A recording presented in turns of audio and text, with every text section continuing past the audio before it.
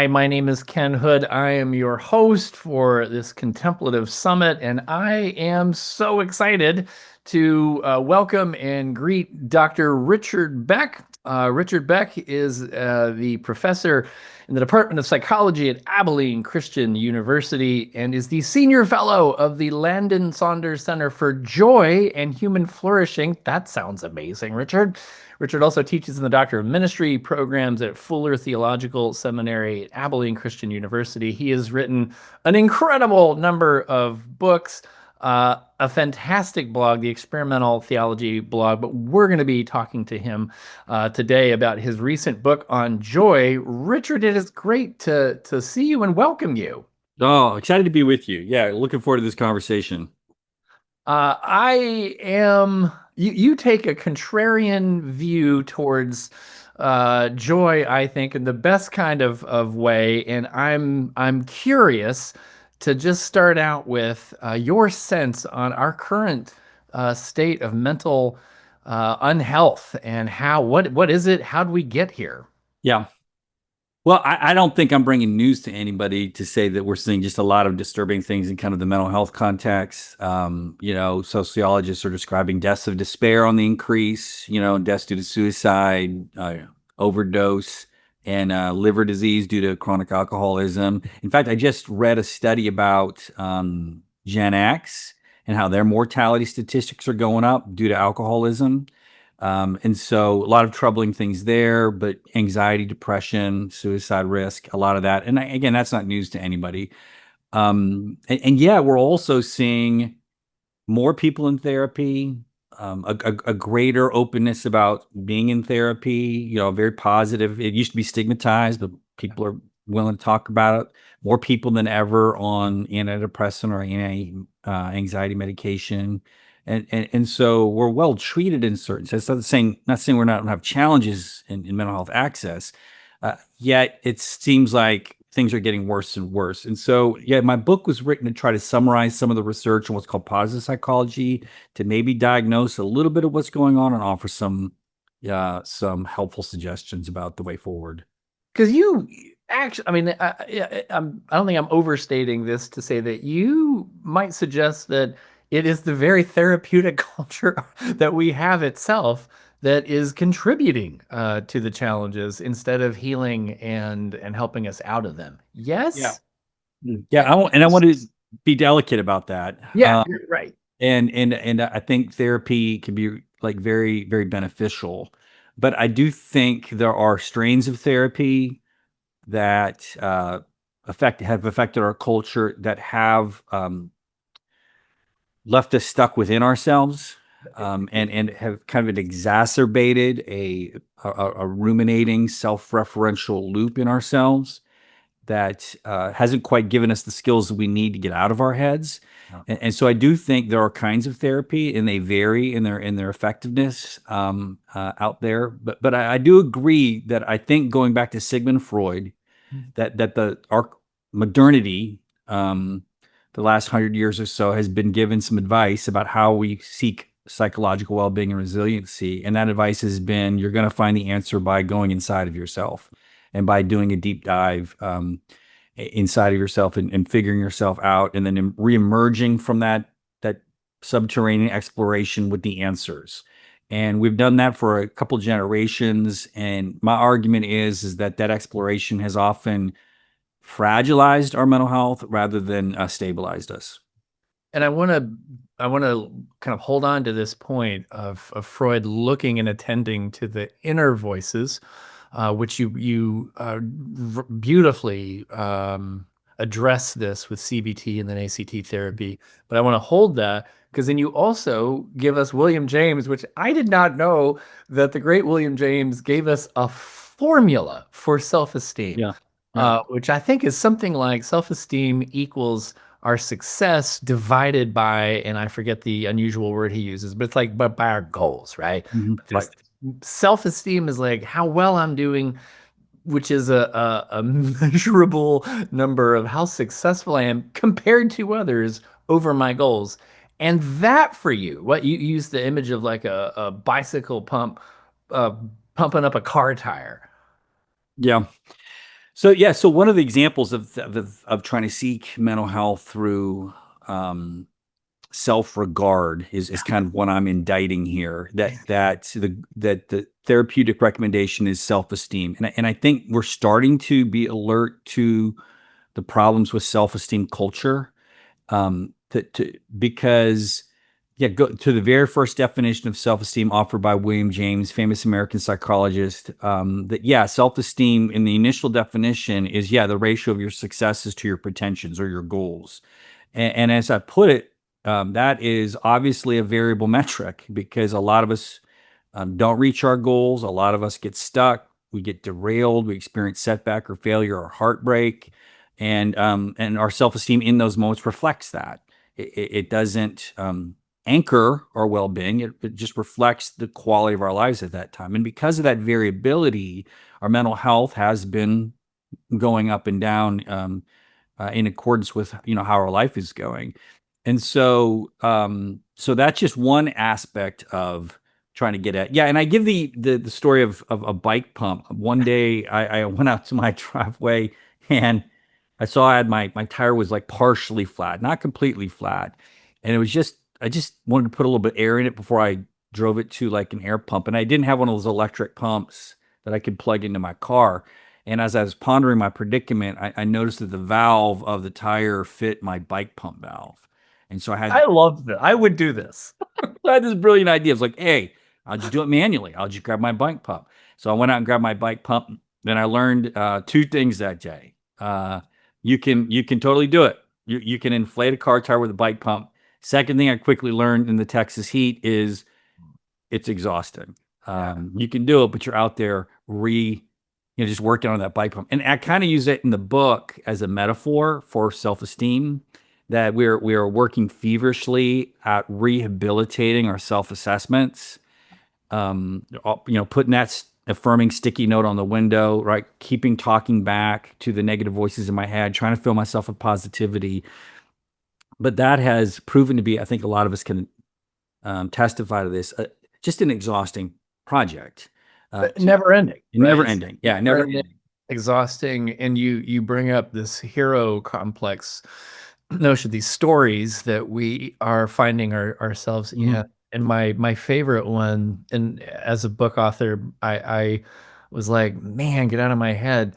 You talked about at one point, writing your first book and like, wow, right? This I've made it. I've written my first book. I had this experience myself, but then the next day, I discover, oh, there's something called an Amazon authors page, which Mhm. then has all these metrics. And my book was like a 3,000th and 94th out of, whatever. Yeah. And it's like all of a sudden you were a success yesterday. And then the next day you're now at the bottom of this other story now. And then you've got all these voices inside. You're spending all this time inside trying to combat and inflate. And it's exhausting. Yeah. Yeah, I took that idea from Ernest Becker, another psychologist, talked about how we were always trying to achieve a sense of meaning or significance or value through playing a hero game. And in the example I was giving in that situation is like I'm a college professor and there's a hero game. There's a way to be successful. There's a way to achieve. There's a way to collect all the trophies and the blue ribbons from student evaluations. But one of them is like publishing. And although I had published in journals, I'd never published a book. And every year I see colleagues publishing a book and publishing a second book, and that insecurity builds up. Because every college professor has a book they want to write. So after about 10 years of teaching, yeah, I finally got to write one, and I felt like, okay, job done. I've achieved a life goal. But then I stepped out of one hero game, the professor hero game, into the author hero game, and had won one game only to find myself losing this other game. When people would say, "How's your book selling?" and I would go, "Well, not very well," or it's not getting a New York Times bestseller list, or yet. My point there is how these games of significance, and we all have our own, are insidious, and again creates some psychological exhaustion. And plus, those games work when you're winning, but as we know, they are fragile, and life can throw curveballs at us. And so the call of the book is that we're going to have to ground our mental health in something more stable than winning or losing some game of significance, and something more stable than my own self-assessment, because my own self-assessment through self-esteem appraisals, that's any given day, you know.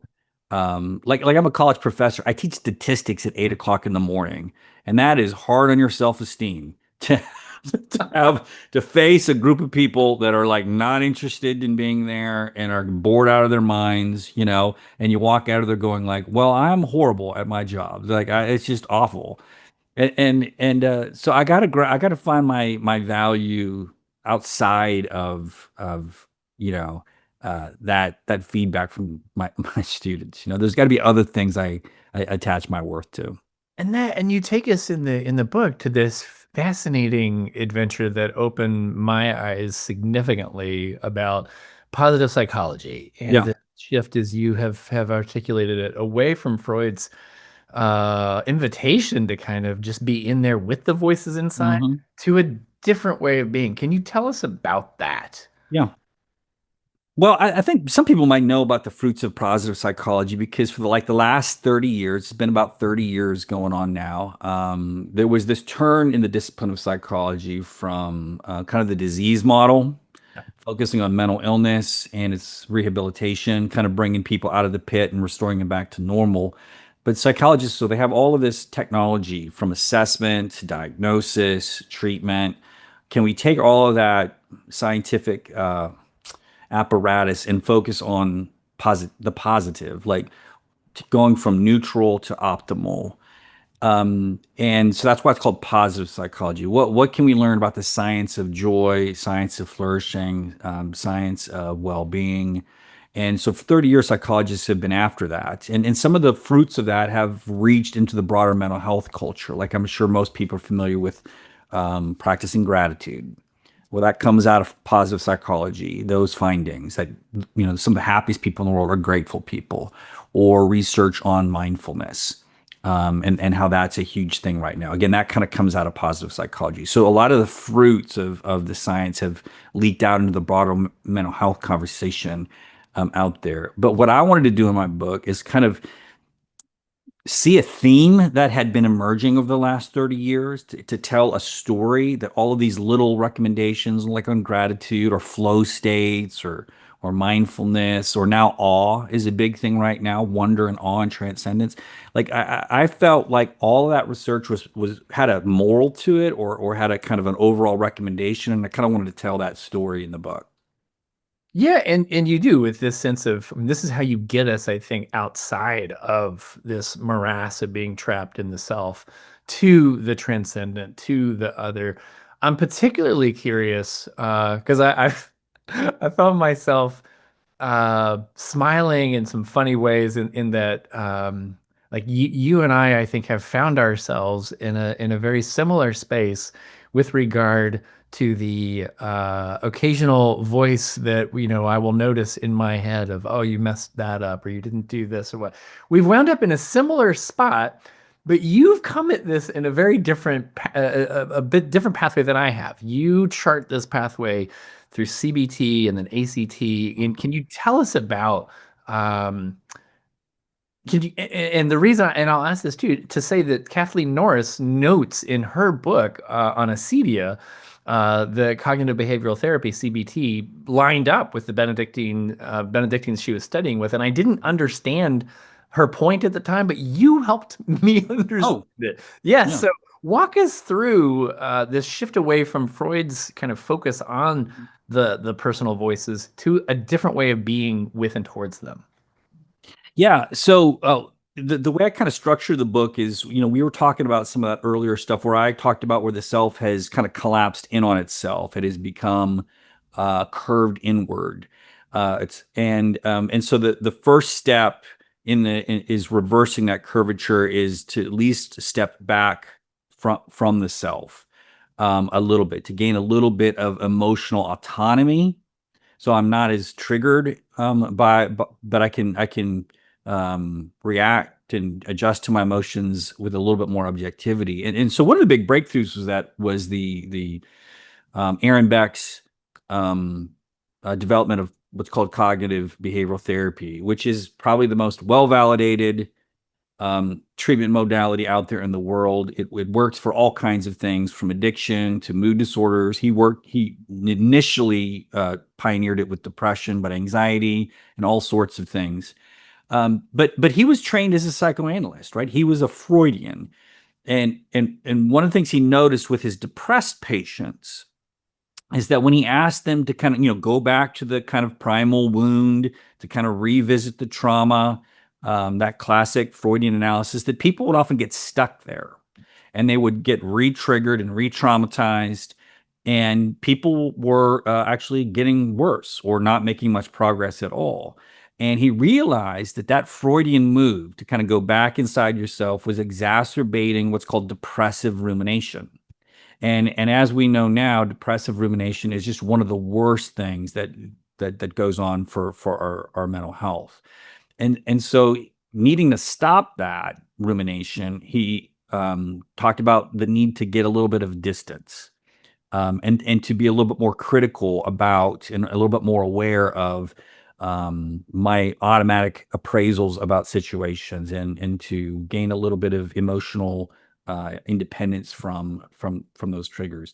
And so that developed CBT, but even more recently is what's called ACT, or acceptance and commitment based therapy, which argues that CBT is still kind of having you engage with your thoughts to kind of replace them. It's called cognitive restructuring, to kind of notice them and challenge them and replace them. In acceptance and commitment based therapy, the argument is to just let them go. Yeah, So they're like clouds. Yeah, so using actually more mindfulness based practices. The thoughts come, don't engage with them. So it's called comprehensive distancing. I'm getting really back from those thoughts and not getting myself entangled with them. I use the illustration of flypaper. If our thoughts are sticky, by engaging them, we get kind of tangled up in them, and then we're stuck in ourselves. And that's why we're seeing the rise of practices like mindfulness to kind of like to kind of get us unstuck from the interior flypaper, to ground ourselves back in reality again. And this is where, you and I wound up I found myself at least going like, oh, hey, what a meeting place. Many of the folks that are going to be listening to this conversation are contemplatives. These are folks who have either a centering prayer practice where, we're placing ourselves within the grace of God, and then anything that comes up, anything at all, right? We notice, we thank, we let it go, right? We sink back into that grace, which is, I think, exactly what it is that you're talking about. Yeah. And you kind of came to this, like you traveled to Taizé, did you not? And then, like what was your encounter with meditation and your shifting attitude towards it? Because I think your story with it is so similar to everyone's story with meditation. Yeah, so I was with some friends and got to go, to Taizé, France for a week. And as a part of they have morning and midday and evening liturgy, and as a part of that, there's like 10 to 15 minutes of silence. And so that's not a lot, but it's 3 times a day where you're just sitting in silence. And so my initial experience with that was not good. Like, it was like the minute you go quiet, you're just like, man, it is just an explosion of thoughts. And then you're thinking about thinking, and then your mind's drifting, and then you're trying to be contemplative, and then you're watching yourself be contemplative, and you're judging yourself for not being able to be contemplative, and it took me a while to actually have the mind just kind of settle down. Yeah. A little bit. And I think that's the experience of many who have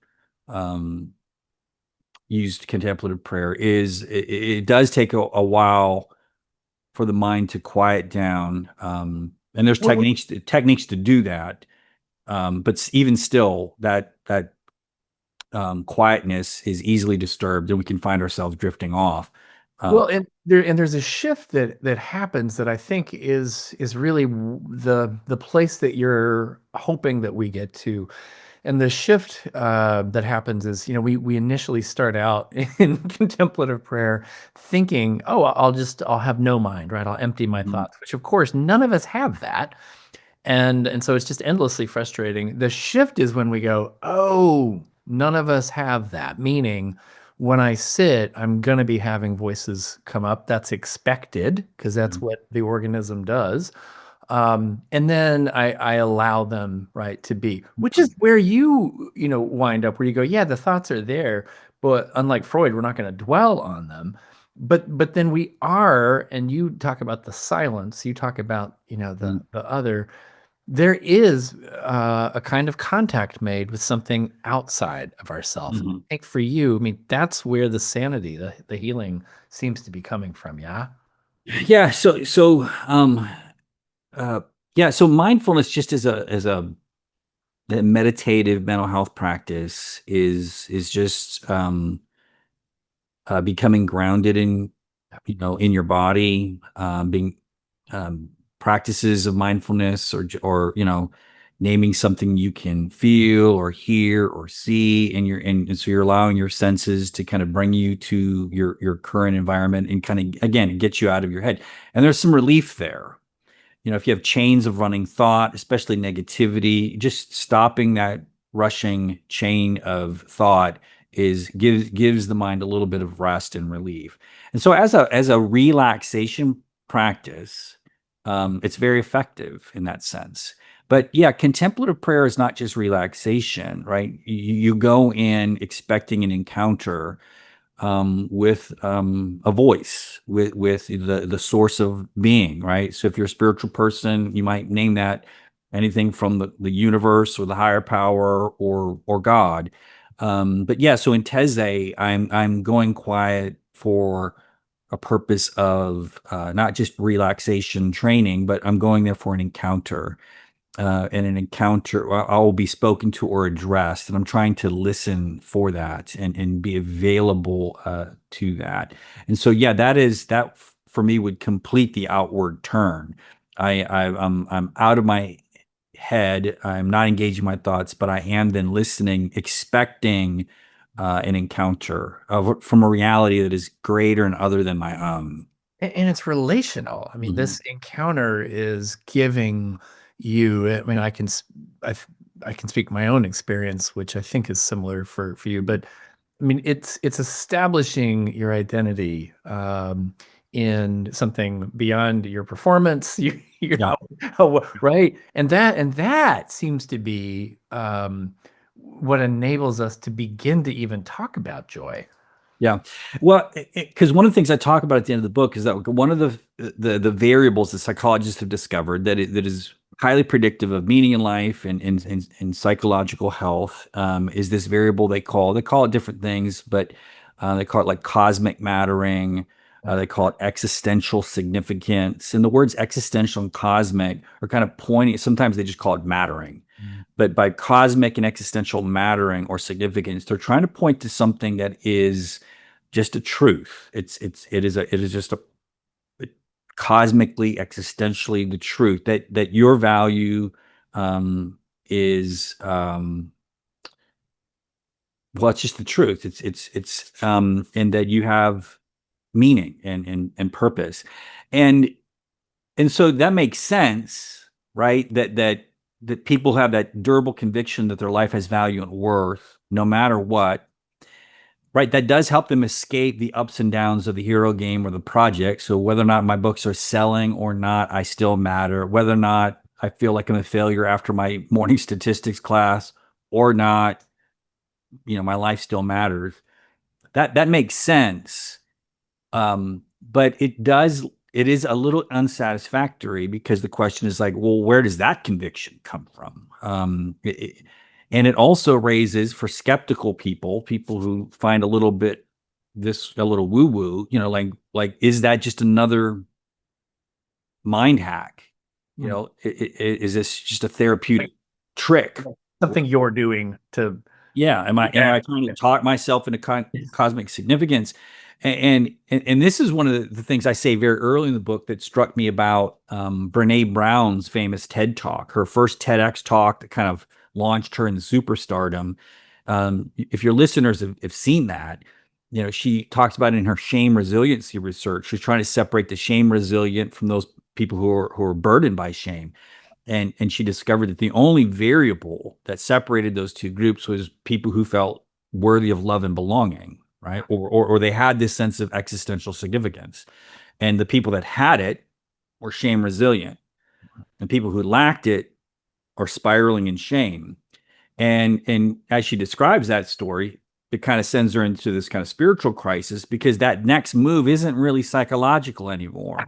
You are now dealing with a spiritual journey that she does go on, because because psychologically that's a catch 22. If I'm burdened by shame, I don't feel like I matter, but yet the solution to that problem is to feel like I matter, and now I'm stuck with the sticky notes on the mirror trying to convince myself of something through some sort of therapeutic trick, or illusion. um, and so that kind of brings me back to Teze and contemplative prayer. But if my mattering is really coming from the cosmos, right, or from God, if there is a spiritual ground to that, then I am encountering a truth, yeah. that is not fabricated or fictitious, but I am encountering a sense that, like, no, I am beloved and can rest in that. So I'm out of that manufacturing self-esteem constantly. I'm out of that bike pump, and Yeah. I can rest in a value that is given to me as a gift. And I like that you use the word spiritual. It feels like the right word in that, one could use religious, but it really is so much far further beyond certainly any particular religious tradition. Mm-hmm. But it's also, I mean, you include Dr. Keltner's work with awe, and Mm-hmm. and this often isn't spiritual in the sense of being, you know, otherworldly or whatnot. Mm-hmm. It's very human, right? I mean, Mm-hmm. you can find this sense of meaning and purpose and connection. I think most often you're writing through relationship, through others. Yeah, and I use awe, the research on awe, because it does help bridge us from. There's an earlier conversation about humility in the book, Yeah. um, and pivoting to using the research on humility into transcendence, because the humility research has pointed us towards, and that might be a weird thing for people who grow up in kind of conservative religious upbringings, that to find out that humility is good for your mental health, because a lot of us think of humility as like denigrating yourself. We associate with the word being humiliated or humiliation, or like a crushing of the ego. But again, positive psychologists have discovered that humble people are really healthy. And and if you look at humble people in your peer group or association, they seem really, really healthy. And the reason we've discovered is they're self-forgetful. They don't think less of themselves. Humility, I describe in the book, as a hypoegoic state. It's a capacity for just, you're not thinking about yourself, and they're not wrapped up in their own egos. And so whenever they enter into social relationships, they're not engaged in social comparison. Um, they're just available because they're not self-focused. They're other focused. And I love the phrase that's catchy. It's not thinking less of yourself, but thinking about Yeah. yourself less. Mhm. It also feels that there's a groundedness to the Yep. ego and a sense of confidence in it. You've created a honeycomb, yes, Oh, yeah, yeah. a hexagonal shape for the ego Yep. itself, which I really appreciated. And are you able to talk about like these facets of the? Mhm. Yeah, I was trying to, when you dig into the research on like healthy ego, Yeah. um, there are a lot of converging lines of evidence and a lot of different descriptions. They all kind of converge. They kind of paint a picture of, like you described it really well, as kind of a really grounded person. And different research streams describe it differently. And so the hexagon isn't magical. It's not like the Enneagram where there's exactly those many sides. It just ended up being the shape I needed. Um, but the things I talk about are like, one of the sides is like ego volume, and a healthy ego is quiet. It's not noisy. There's not a lot of internal chatter.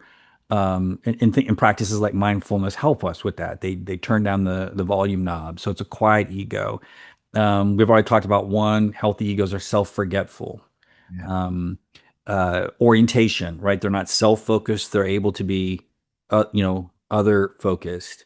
They're not reactive. A lot of us, because we play these hero games, we have these metrics of, am I winning or am I losing? And so those are called ego threats. Yeah. And so when you're describing looking at your Amazon sales rank plummeting, that's an ego threat. Yeah. That's feedback about myself. Like Or I, good. yeah, I mean, I know if I'm in a conversation with people and if I begin to feel threatened, if I feel insecure, about my status, what they're thinking about me. One of the things I notice about myself is I really like my education. I've invested a lot and I feel pretty good about that. So all of a sudden I'll start trotting out apropos of nothing, well, when I was at, Yes. and to the point where, it's embarrassing. But it's also now I realize like, oh, hey, I'm beginning to feel insecure, right? It's a sign of I need to breathe, Yeah. I Yeah. need to, and what's going on with me. Oh yeah, and like when I walk out of my stats class and everybody's falling asleep, like that's an ego threat. Like you are, and and and so, but humble people, they don't seem to be as triggered by those kinds of things. Like whatever, it's good. And that kind of brings us back to the point you described earlier. That so what is all that having? Like who has all of that? Uh, and it does flow out as people who are kind of a very grounded identity, which kind of brings us full circle back to that idea of mattering. Like we're like the way you escape all of that, is to step away from that game of significance, where your value is always in play. And I Mhm. think that's the trouble, is we go out in the world and our worth, our value is always at stake Yeah. through social comparison. And I think that's one of the reasons why social media has fragilized our Yeah. Oh, yeah. health, because it traffics in social comparison. Yeah. Yeah. You think you did great yesterday? Well, look at her Mhm. vacation in Bermuda. Yeah, yeah, exactly. So Yeah. the fear of missing out, FOMO, all those kinds of things, Yeah. and our young people are being raised in that very social comparative culture with social media, and we're seeing the effects of that on their mental health. So so anyway, I kind of use the research on humility to kind of describe a kind of ego, but there is still like this sense of like, well, again, how does one Yeah. achieve that? And I use to kind of bring it back to the conversation about awe. Awe is a bit of a bridge, because awe is defined as this kind of experiential encounter with a reality that is bigger and other than my own, right? So it's bigger than me, and it's other than my own. It's outside of myself, and and it creates what the researchers call a small self. And this is the bridge with humility. Yeah. Yeah. And by small, it doesn't mean like, I don't like the word small. I would rather describe it. It creates a relational self, because it's not like you're insignificant and small. It is rather small, where you feel connected to a greater whole. Yeah, it's like the sublime. I was thinking Yeah. when you were talking about small, and I could feel your hesitancy around it, but it reminded me of like the Hudson River paintings, back in the 19th century, these vast nature, sublime things where we're tiny, and it's that feeling of both, yes, small, but also connected to Yeah. the vastness, and it's that, right? Yeah. And but then we discover that that sense of small self being connected to a greater whole, and this can be like cosmic awe Yeah. where I'm connected to the cosmos. But there's also when we see examples of kindness or heroism in response to a tragedy, it's also connected to the human story. You know, we're all in this together, and And that we see for a moment that sense of like the better angels of our nature emerge. And it's sad that suffering sometimes has to bring that out of us. But we see that kindness break out, but then we kind of snap back into our echo chambers and we're at each other's throats again. But for a moment, we see like the common thread of humanity that the small self has created. and you do such a beautiful job in the book of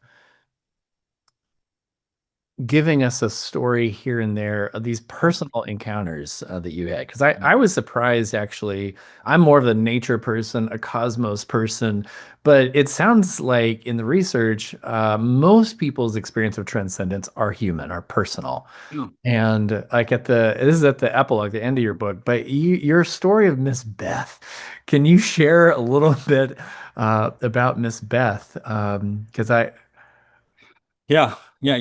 That's a really important story in my own spiritual autobiography. Um, but yeah, I mean, is it okay to share? I mean, yeah, oh yeah. Uh, I'm just kind of underlining it for the listeners that like this is a really fundamental story of my life because I kind of found myself at the end of the line of professional success. You know, I had achieved again. I'd written a book by that point. I had won awards at my school for teaching, and in one sense had achieved kind of a resume that objectively would say, listen, you know, I'm good enough, but had felt a kind of lack in that, and through things that I recount in the story, I found myself at a little worshiping community where we reach out to very poor and homeless people in our town, people dealing with a lot of addiction, people on parole. And I encountered there a beautiful woman named Miss Beth who had her own right history. She had struggled with addiction, really traumatic abuse stories, and um, but had found in her faith a her mattering. And so I tell the story how one Valentine's Day, my wife had invited all the ladies over from this little community to our house, and they all put on these plastic princess tiaras that you get like a Dollar Tree for like a Disney princess party, and they all put them on and as kind of their as like a spiritual Valentine from God, because a lot of these women, their Valentine stories are not yeah, happy. yeah. Love has wounded them in many ways, and they haven't been chosen. You know, they don't get the happily ever after, but they put those tiaras on to remind them of that kind of existential significance, cosmic significance. Like you are loved, right? I Uh, think you're daughters of the king. Daughters of the King. Right. Yeah, they declared themselves daughters. They were Jesus had seen them and Jesus had Yeah. loved them, and that was their Valentine. And for Miss Beth, this like fired her imagination, and she would wear that tiara all the time, you know. And it was there kind of as almost an act of like resistance, Yeah. like given the metrics of meritocracy in our capitalistic society, she might not have much to recommend herself, but she would look at that tiara, and that would tell her about her worth and her value. And so I and then she began being kind of downright evangelistic about it. I kind of tell the story where if she was talking to another woman in the community that was kind of feeling down on themselves or kind of feeling rejected, she'd take off that princess tiara and say, "This is who you are, right? This is your value. This is your worth. You know, you are loved."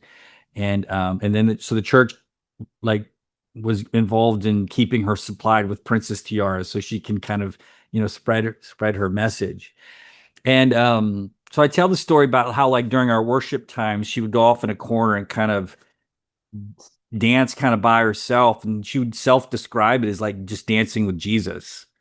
And and it's a crazy story because if you had just wandered into that faith community and saw this woman dancing, a slow dance by herself, wearing a girl's princess tiara. I don't know if the world would have any way to compute what they were seeing. But as I sat in the back with my resume and my professional success, I just sensed that she had found the answer that I had been seeking. And um and so I talk about how that during that season of being with her at that community, that I had realized that I had to get out of my own hero game of winning or losing and find my mattering, my value in that transcendent location. And for me, as a Christian, that's where I located, right? That was the voice I was seeking at Teze, and I still seek. And again, I lose the thread. I mean, I want my book to succeed, but I know I get caught back up in it. But I kind of remember her story, and I remember that plastic princess tiara, and it still speaks to me. And so in many ways, she was a really, really important person in my life, because it's one thing to hear about this science of positive psychology. It's another thing to see it embodied in somebody, in such a beautiful way.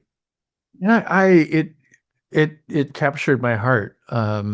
After I finished that, I actually reread your book kind of through that lens, and um, it became very personal for me, to be honest. A couple of stories. One of my two grandfathers, my dad's dad and my mom's dad, they both my mom's dad was born in 1908. Both of them were born about that time. Circumstances just were such. They're both intelligent men, able men, but college was not a reality for a lot of folks back then. And my dad's mom got out of World War II, came back, thought about college, thought about it, but it's just too old, too many impediments. And so he was a mechanic, car mechanic, did that for his whole life. And he was incredibly at peace with himself. He was a great mechanic. He was proud of that work. When he died, he said to my grandmother, we had a good life, didn't we? Very simple. It was a very, not a large house, not those sorts of things. My dad's dad, on the other hand, never made it to college, but it stuck in his craw his entire life. It hurt. He was angry about it, and I mean most of what we saw, he could not bless. He could not bless his children. Uh, he didn't have the success he wanted, and so how could he, bless them in theirs? And when I heard, when I was reading these stories, I thought that's what you're writing about. You're right. These two men had about the same life in a way, but for whatever reason, my grandfather on my mom's side was able to find his peace with it. And Mhm. my other grandfather, he was continuously comparing himself and others, and always coming up short. Yeah, yeah. And and and there and this is why I think practices like gratitude are important. It sounds like, you know, um, that being thankful for what we have, Yeah. um, and we had a good life, and we're grateful for it. And I think that's one of the reasons why gratitude is such a potent thing, because it takes something that might be a location of desolation or even resentment, or frustration, and it completely turns it around into a blessing. And so yeah, I think that's fun. Yeah, that's critical to that whole to Well, whole. because Yeah. yeah, because you shifted my view. People talk all the time about, well, what's the difference between joy and happiness? I Uh-huh. believe in joy, not happiness. And if I read you right, happiness is a feeling. We can talk about Mhm. that. We can chart that. But Yeah. joy is a perception. Yeah. And you wrote about Mr. Kenneth, which just again blew my mind. What's the difference between happiness as a feeling and joy as this perception? Yeah, well, I mean, I think psychologists are divided about this too. So there's a lot of psychologists who just study emotion as emotion, and they will define it as a positive emotion, right? Something good happens, and we have joy, and so in that sense, lots of things give us joy. Reading a good book, working in the garden, piece of good news. Like brings us joy. The trouble with that, obviously, is that your joy then is still dependent upon environmental factors, and it doesn't confer resiliency, because when we think about like a resilient joy, we're thinking about like joy during hard times, or joy in spite of things happening. So what's that sort of joy? And I do think people will use happiness to talk about joy as positive emotion versus what psychologists will call like a joy as a self-transcendent emotion.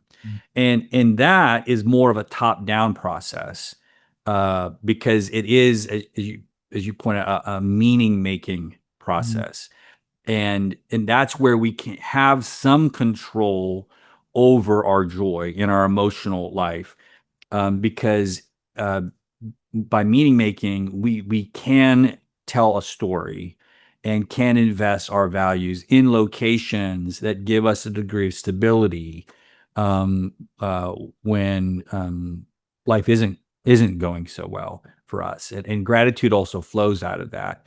So psychologists will often describe joy and gratitude as kind of like an upward spiral. Like gratitude produces joy, joy supports gratitude, and they spiral upward. And so they're all kind of connected there. Um, but fundamentally, it is about perceptual things, meaning making, storytelling, and where we locate our deepest values and investments. And I think if you started out your book um, with kind of pressing on this point, yeah, with we're at a graduation this this time when everybody wants to be real happy, Yeah. Richard, about this accomplishment, and they want to be thinking about what we're going to do with it, the places we'll go, and you Yeah. come into this and you say, yeah, that's great and all, but if you want to know about joy, you need to know about your worst day. Yeah. What was that about? What I Yeah. wish I could have Yeah. been there. Yeah, some of it is like I always think a good talk has a bit of a surprise, you know. I always think the very best talks are when you kind of ambush people, you know. And so I was yeah, I was invited to give the commencement address at my son's high school graduation, you know. And you know, your normal talks are, you know, you guys can be anything you want to be, do anything you want to do, follow your dreams, you know, and so some of it was me being contrarian, you know, I don't want to be predictable, but I was trying to communicate a deeper truth. And so the prologue of the book is called the world's like worst graduation speech, or the world's worst commencement address. So I literally did this. I said, you know, graduates, you know, normal in commencement speech, you hear that, you know, you can be anything you want to be, do anything you want to do, follow your dreams. But I'm here to tell you that the psychological research is pretty clear on this point, that if you follow your dreams, they'll make you unhappy. Um, and so that's my message. Do not follow your dreams.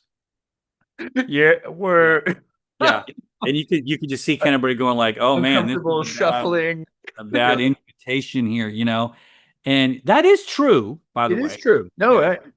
It's called, you know, people can Google this. Is called affective forecasting. You know, we make choices and we forecast how we're going to feel, and we actually don't choose well. You know, we'll chase after things, climb some hill of accomplishment, get there and go like, that wasn't fulfilling. well, even if it was a little bit, I mean, you're lifting up this self-esteem gerbil wheel that even if you have good moments, it's exhausting Yeah.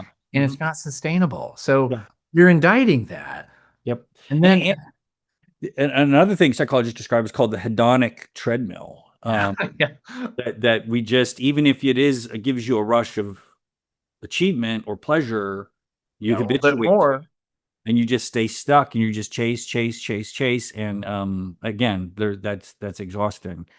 So yeah, so then after I say all of that and everybody looks at me very worried, I said to the graduates, I said, you know, but the real reason I'm here to talk about this is because I'm not interested on the day your dreams come true, because nobody needs any help or advice on the best day of their life. Like that's a great day. Like pop the champagne, you know, it's the Is day your dreams come true. You don't need any advice. I said, but what I'm most interested in, like what I think is going to be the defining moment of your life is who are you on the worst day of your life, because everybody has a worst day. I mean, and many of us have many really bad days. And on that day, when everything crashes and burns, when the dreams are right, not fulfilled or broken, and you're standing there with a shattered dream, what, who are you, Yeah. on that day? Because that is your moment of truth.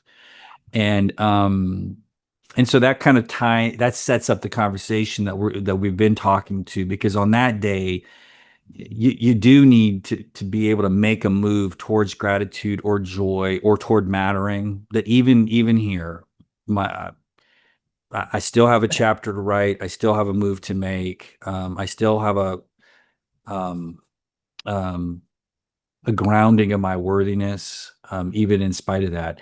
You mentioned Mr. Kenneth. He's an inmate.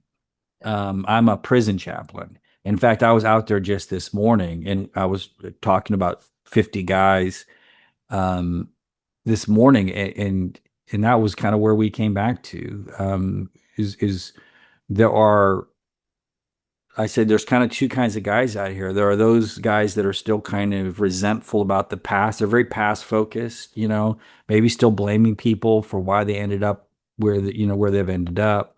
And they're kind of stuck there and they're pretty angry and resentful, or they're despairing, they give up. But then there's the future oriented guys. They're like, even though this has happened to me, I still have a purpose. I still have good work to do, and they're looking forward to the future. And so they've had a worse day. They've had the moment when it all had crashed and burned. And it's really inspiring for me to see some of them um, turn the wreckage that had been their lives into something hopeful and still contributing um, going forward. And this feels for me just deeply Christian in the sense of the cross for me. And it's problematic in a million ways. But where it's been meaningful for me recently has been when I look at the cross, I see this is a place where the world was doing its very best to push God out. Mhm. If there's a place that you can't imagine God being, it's an ashamed criminal's crucifixion. Like, Yeah. if God's going to be anywhere, it's not going to be there. Mhm. And yet we say, hey, this is precisely the place where we're all trying to push God out the most. That's precisely where God Yeah. is. No. And I think, for anyone who's lived long enough, I mean, Richard, you're giving language to, a people who have been fed a success story, a Yeah. success narrative. I mean, how much I just got through a little class that was talking about my branding and my personal Yeah. Yeah. and we have to do those things and we have to do, but you're offering us this place of saying that's just not who we are. It's not who Mhm. there's no self there that's stable. It's in this other realm, I think. Yeah. Yeah, and I think, and this is work that, like we've mentioned, is ongoing. It's not like Yeah. I have a moment at Teze, and I You've seen the light. yeah. I mean, um, I think this is a process of kind of memory. It's remembering who I am. It's revisiting truths that I lose track of, and so it's an ongoing work that we have to do. And I think we do have to have some good habits. Um, so gratitude is a practice. Or contemplative prayer is a practice. Um, um, Being available to awe and wonder, right? That walk in nature is a good practice. So all of those things are kind of scaffolding to kind of bring truths back into view when I get pulled into the social comparison game of branding or the meritocracy or watching metrics of views on a podcast or book sales or whatever your metrics are. Um, and we start realizing that the ego volume is getting loud again, or the weariness of my self-esteem project is exhausting me again. I think a lot of us, and this is where therapy is good, because it can help us become alert to some of those symptoms. Like you can feel yourself kind of getting pulled back into some sort of dysfunctions, and I do think that's good therapy. I think good therapy is it allows us to kind of see the terrain out in front of us, so that when I do experience triggering things or ego threats, I don't spiral inside of myself, but I go like, oh, I'm aware of what's happening here, and I have some other cards to play. I used to get depressively ruminating, or I used to panic in a spiral, or I used to get in my head, like you said, and I might want to try to brag or name drop. I mean, I'm aware here of what's happening, and here's the new path I'm going to make, and practicing joy or gratitude in those moments. All right. I've loved all of this. Part of it too is I've wound up in an interesting space in my own life. I went through a divorce 5 years ago. It's been difficult and messy. Mm. And I'm a clergy coach, primarily a spiritual director, but I also take care of a little church out at the Oregon coast. And I think it's been spiritually one of the best places for me to be, because I was on a track, as clergy can sometimes be. I was in this nice mid-sized church, and then I've got colleagues that are in these big downtown, and that's the egoic, right? We're just getting Mhm. better. And I'm in this little rural church on the coast, and it's been, I think I have learned more about Yeah. real caring for real people, Mhm. caring for real issues, Yeah. and it's been good for me to find God and meaning in a place where I know some of my colleagues might look at and go, "Well, that's not a very impressive, what's he doing there?" And I'm like, "This is exactly Yeah. I want to be right now." Yeah. Well, I mean, yeah, because institutions can't have their own hero games, right? Yeah, I mean And that. we get caught up. Churches are this way, and whenever we hear a story of a church going sideways, it's probably because the pastor or the church got in its own hero complex and was pursuing metrics of success. And but you can also have humble churches, and these little small faith communities are humble churches. They're not trying to prove anything, and they do help you bring back into view what's most important, which is just anybody at a small church is not going there except for they love those people, and it kind of brings the authenticity of what church should have been, from the very beginning, for many of us, and yeah, and those are really kind of healthy spaces to be in. So I'm so glad you found that. Like that's been my experience too.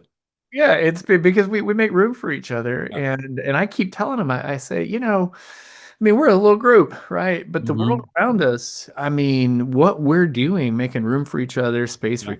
they don't all agree on hardly anything. Yeah. And they love each other. And I go, man, that's not happening out there right now. Mhm. Right. So we're this yeast, that's the yeast. Mhm. Richard, The Shape of Joy is the name of your book, Richard Beck.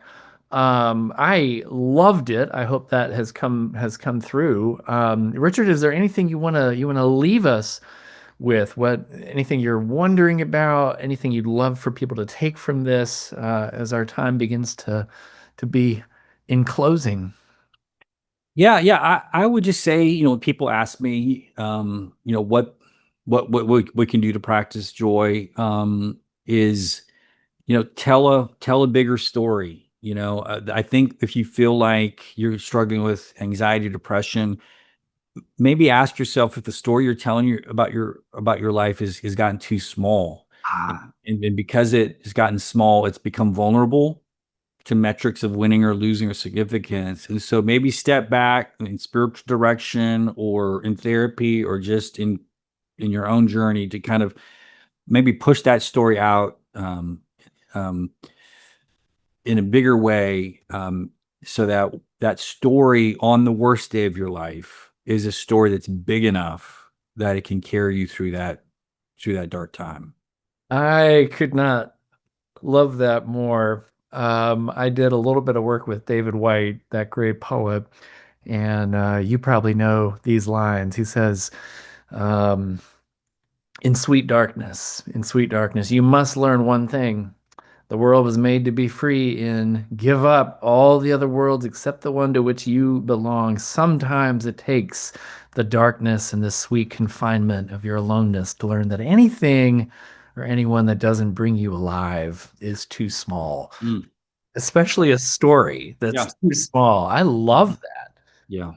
Wow. So notice, so if you're feeling this, if this despair is here, notice it. Won't be curious about the story you're in, and then begin to wonder: is there a better one? Is there a bigger one? Richard Beck, thank you. Oh, thank you for the conversation. It was awesome. Really enjoyed it. Awesome. All right. Well, God be with you, and we wish you the very best. All right. Thank you, Ken. Appreciate it.